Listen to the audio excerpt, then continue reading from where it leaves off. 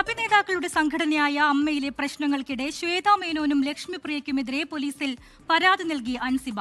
തനിക്കെതിരെ അശ്ലീലവും അപവാദ പ്രചാരണവും നടത്തുന്നുവെന്ന് കാണിച്ചാണ് പരാതി നൽകിയിരിക്കുന്നത്. മഹാനടൻ മുതൽ സഹപ്രവർത്തകർ വരെ തന്നെ തേജോവധം ചെയ്തുവെന്ന് കാണിച്ച് അൻസിബ പുതിയ ഫേസ്ബുക്ക് കുറിപ്പ് പങ്കുവച്ചു. ഭിന്നത തുടരുന്നതിനിടെ അമ്മയിൽ അഡ്ഹോക് കമ്മിറ്റി ഓൺലൈനായി യോഗം ചേർന്നു. താരസംഘടന അമ്മയിലെ പ്രശ്നങ്ങൾക്ക് പരിഹാരം കാണുന്നതിനുള്ള ശ്രമങ്ങൾ നടക്കുന്നതിനിടയിലാണ് അൻസിബ വീണ്ടും പോലീസിൽ പരാതി നൽകിയിരിക്കുന്നത്.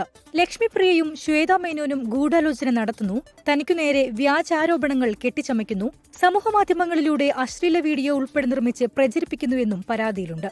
വ്യാജ പ്രചാരണത്തിനായി ശ്വേത തിരുവനന്തപുരത്തെ PR ഏജൻസിയുമായി കരാറുണ്ടാക്കിയെന്നും അൻസിബയുടെ പരാതിയിൽ പറയുന്നു. പരാതി നൽകിയതിനു പിന്നാലെ പുതിയ ആരോപണങ്ങളുമായി അൻസിബ ഫേസ്ബുക്ക് കുറിപ്പും പങ്കുവച്ചു.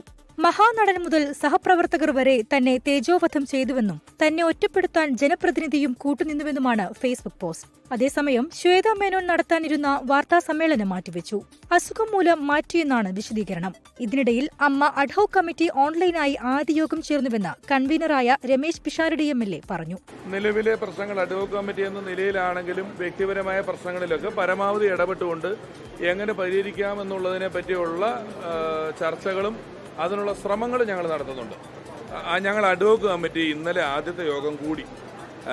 ഗണേശ് ചേട്ടനും ഷാജോൻ ചേട്ടനും മാത്രം ഓൺലൈനിലും ഞങ്ങൾ ബാക്കിയുള്ളവർ അമ്മയുടെ ഓഫീസിൽ ചെന്ന് ഇന്നലെ ഞങ്ങളുടെ ആദ്യത്തെ യോഗം കൂടി. ആദ്യത്തെ യോഗത്തിൽ കുറച്ച് തീരുമാനങ്ങളൊക്കെ എടുത്തിട്ടുണ്ട്.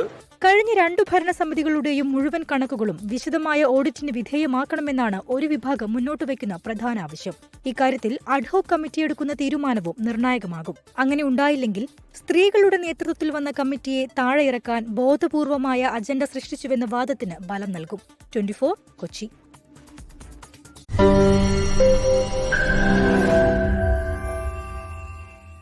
ലോകത്തെവിടെയായാലും ഏത് സമയത്തും 24 വാർത്തകളും ഓഗ്മെന്റഡ് റിയാലിറ്റി പാക്കേജുകളും എക്സ്പ്ലെയിനറുകളും വിശദമായി കാണാൻ ഞങ്ങളുടെ YouTube ചാനൽ നിങ്ങൾക്ക് സബ്സ്ക്രൈബ് ചെയ്യാം.